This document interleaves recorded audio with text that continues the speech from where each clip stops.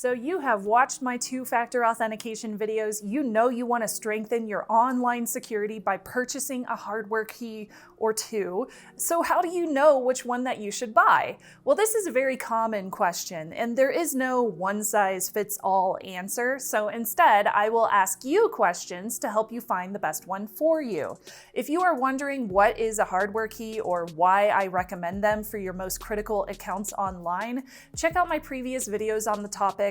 I will put links down below in case you want to follow along with this series. And a huge thank you to YubiKey for sponsoring this episode. Stick around for a coupon code and to learn which key is best for you. We're going to cover where to buy, protocols, compatibility, convenience, and budget.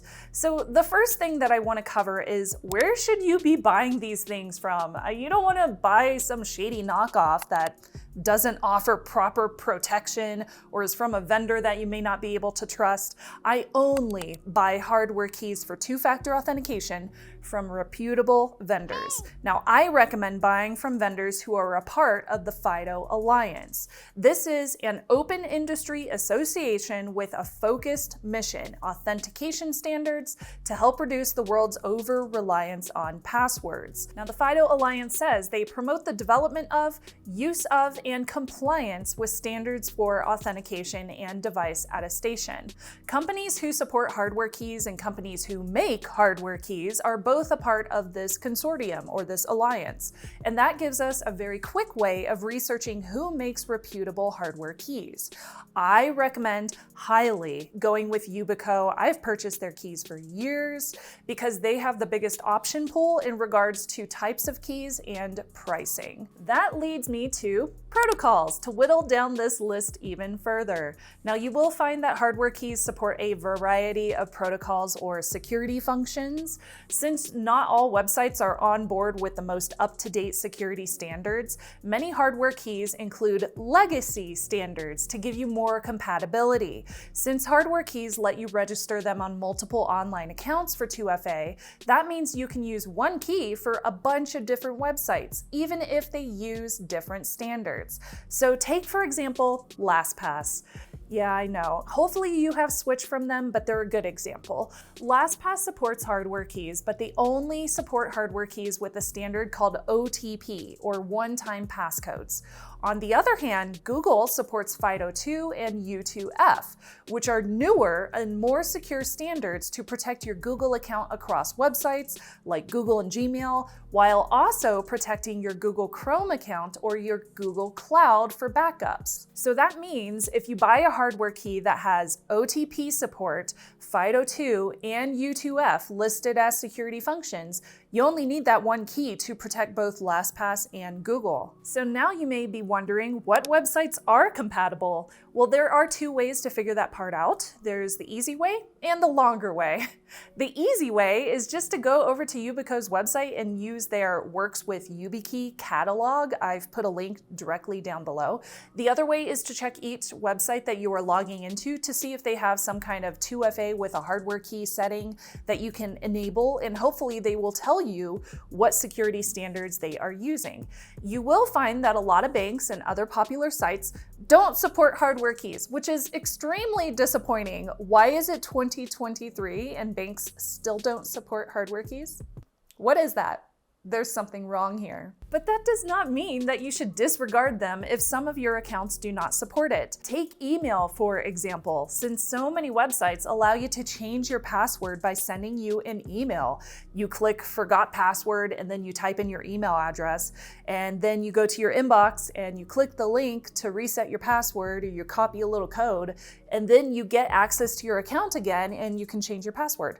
I would absolutely look into protecting my email inbox first with a hardware key. So that way, if anybody is trying to get into an account by resetting a password, which happens to me all the time, they could not get into my email inbox to reset it unless they had my hardware key and my email account password. Any accounts I can secure past my email account with that hardware key are going to be bonuses, because then I'm like double securing all the things. Okay, so now we know which brand we want to get. We know what protocols we need to consider. That brings us to compatibility and convenience. Now, you should absolutely consider convenience and compatibility, especially if you are considering buying these for friends and family as a gift. For example, one of my besties uses an iPhone. It would not make any sense for me to buy her a USB-C YubiKey when I should be looking at getting her one that has Lightning or NFC. So that may change in the future with Apple and USB-C because of regulations, but for the time being, that's not the case. My aunt, this is another example. She has this little laptop PC that she uses, and she only uses it in her house, and she carries it around from room to room. It never leaves her household though. Does her PC have USB-A or USB-C for the slots on the side, or does it have both?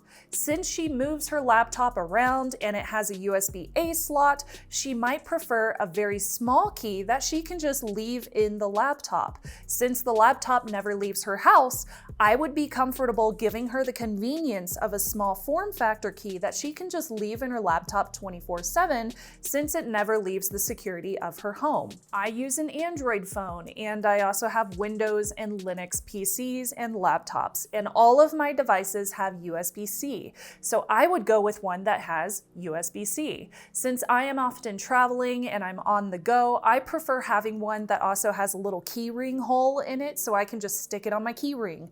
Since I'm moving around from place to place with my laptop, I don't want to leave my key in my laptop. So it wouldn't make any sense for me to get one of those teeny tiny little nano YubiKeys, since the machine I'm using it in is not always going to be in a secure place.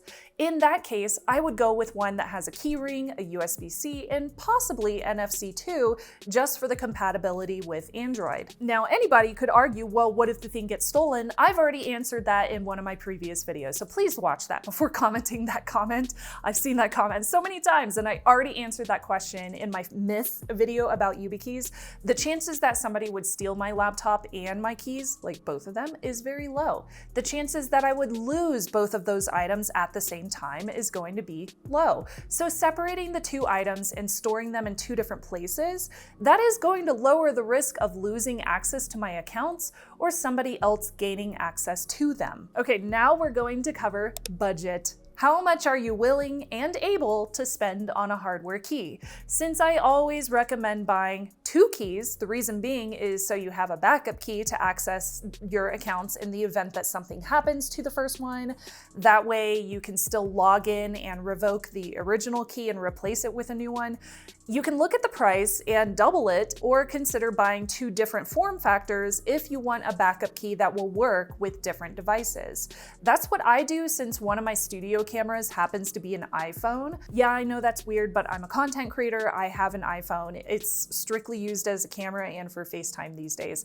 But my backup key has a Lightning connector. Keys cost as low as $25 and they go up to as much as $95. Some of the hardcore keys, like one I recently reviewed that lets you set up a fingerprint on it as well, those are going to be more costly.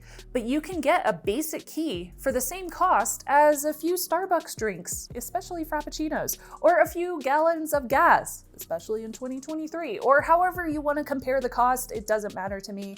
It's a one-time cost. There are no subscriptions, and it costs less than it would if you had to spend that time reclaiming your accounts from a malicious attacker. And I do have a coupon code for YubiKeys. You can take $5 off any YubiKey 5 series or Security Key series purchase by using my coupon code, which is Shannon, during checkout until the end of April. Also, this is so cool. YubiKey is donating one key for every 20 sold on their website via their Secure It Forward program to at-risk individuals, such as those working with humanitarian efforts, nonprofits, human rights organizations, STEM programs, and a lot more. I think that's really cool. I've purchased keys, so I like knowing that my purchase is helping a good cause. Now, you are probably down to a few options if you've watched this entire thing and followed along. If you are debating between two different ones, you could buy one of each, and then you could get them in the mail, set them both up on some of your online accounts and see which one fits your lifestyle the best. Make that one your primary key and have the other one work as a backup key and store it somewhere safe. And if you're wondering how often you actually have to carry these things around with you, or how often you're gonna have to plug it into any of your different devices, watch my myths video because I covered that too. Now, the only thing you have to do is start setting them up. Do you need a tutorial on setting these up for any sites or any services? Let me know in the comments which ones you are stuck on, and I can do some tutorial videos. I created a whole playlist of all of my two-factor authentication hardware key videos, so if you have questions, put that playlist on because chances are I have already answered it. Make sure to save yourself $5 with my coupon code Shannon, it's spelled just like my name says, at checkout on yubico.com. Stay secure. Thank you so much for watching, and I'll see you next time. Bye, y'all.